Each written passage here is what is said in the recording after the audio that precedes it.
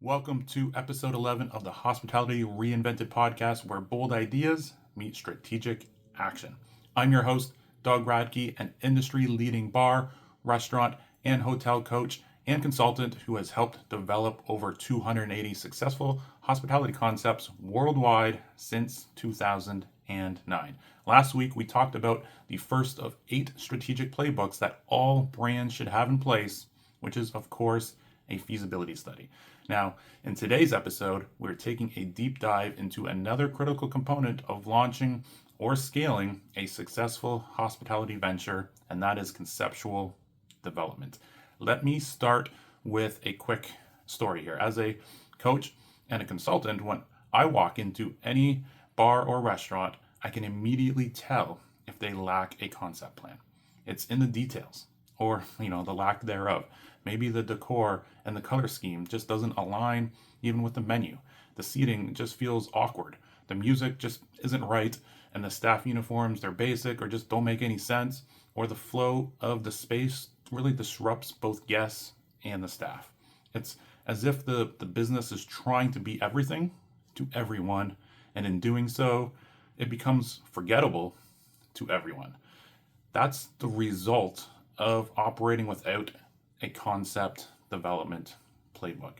Now, if you think conceptual development is just about mood boards and Pinterest inspiration, or even just interior design, think again. A concept development playbook is far more than that. It's part of that roadmap system that ensures your idea becomes a profitable reality. This playbook extracts your vision into clear, actionable deliverables that guide you and your shareholders and your team and your designers and your investors from idea to execution. Every great bar, restaurant, hotel starts with a compelling concept, but again, ideas alone don't make money.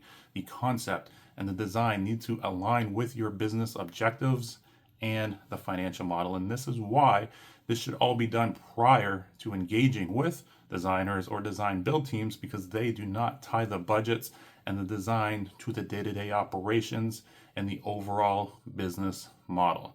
Success comes from transforming your vision into an operational reality, and the concept development playbook is how you do that. So, why does a concept development playbook matter? First and foremost, it provides strategic clarity. This playbook eliminates the guesswork, and it keeps everyone involved with your brand. It keeps them aligned. It also instills investment confidence. As we discussed back in episode 10, investors fund clarity and vision, not vague ideas or promises. And when paired with a feasibility study and the other playbooks that we will be discussing on future episodes, it proves that you mean business. It creates an operational blueprint. This ensures that your concept is executable, scalable, and profitable. Now, let's break down the core elements of a winning concept development playbook. So the first step in a concept development playbook is, yes, a vision board. But this is where creativity, it meets tangible outcomes. But it must be more than just photos and aesthetics.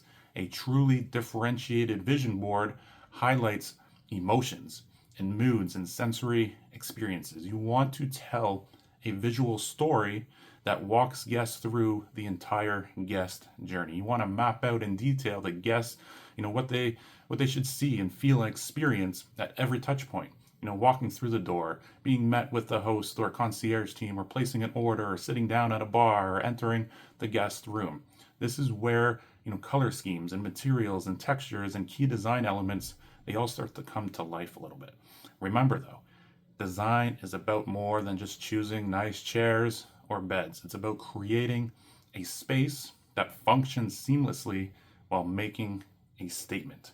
You want to focus on the use of lighting to guide guest movement and set the mood. You want to choose bold and intentional colors that connect back to your brand identity which we are going to go over a little bit more in the next couple of episodes. You want to opt for materials that evoke the desired emotions while maintaining durability.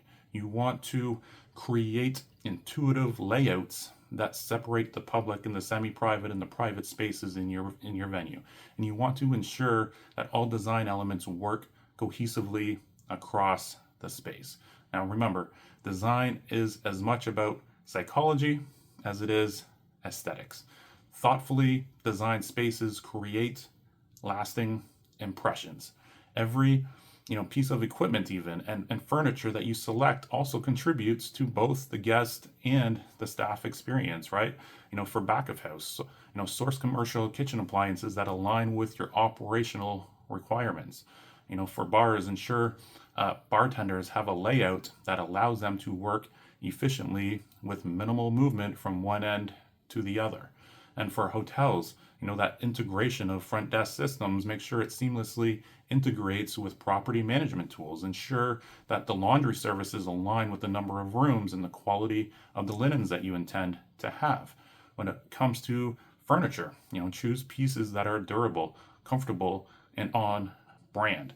High-end boutique hotels, they might opt for, designer seating, while more casual restaurants might prioritize easy to clean, stackable type chairs. And now don't forget about the impact of some custom builds for you as well. Signature pieces like a one-of-a-kind, bar counter or a bespoke lighting fixture, they can all become part of your story. Another area to not overlook is your internal programming. This is really the heartbeat of any hospitality concept. It goes beyond the furniture and the fixtures to shape the entire guest experience. For bars and restaurants, use the playbook to design your food and beverage menus, right? Remember though, your menu isn't just a list of offerings, it's an expression of your concept. Focus on standout flavors and plating and packaging, and of course, profitability.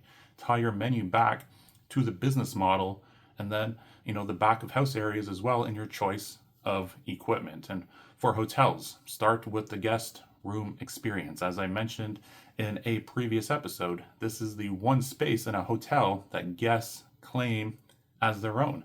Rooms should blend comfort with functionality, offering thoughtful touches like ergonomic workstations and workspaces, high quality linens, and tech amenities. Use this playbook to map out other features as well, such as the spas and fitness centers and meeting spaces and lobby designs and any other amenities on your property to ensure that it contributes to the guest journey and the overall story. Now, what about staff experiences? Remember that great hospitality, it starts with your team. Empowered and happy staff create unforgettable moments for your guests. During conceptual development, you want to focus on even small things like the uniform design and make sure it aligns with the style and the comfort and the brand consistency that you have. Focus on workstation efficiency by designing ergonomic layouts that minimize unnecessary movement for your team. And then focus on team culture by dedicating spaces for staff breaks and also staff training. At the end of the day, a well-supported team translates to exceptional guest experiences. And then, of course, there is the financial updates to your playbook. Financial projections from your feasibility study serve as a foundation, but the Concept Development Playbook, it refines those numbers further.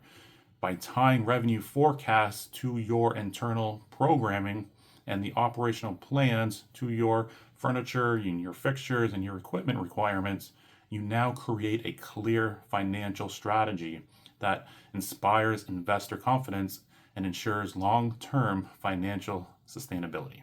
Now, before I wrap up today here, remember that hospitality is really an oversaturated industry, right? So differentiation is your lifeline.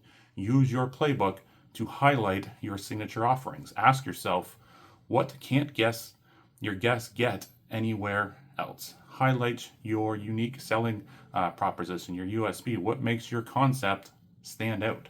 And then highlight local relevance. Can you blend global appeal with authentic local connections? Differentiation, it transforms a visit into an experience and turns one-time guests into loyal advocates.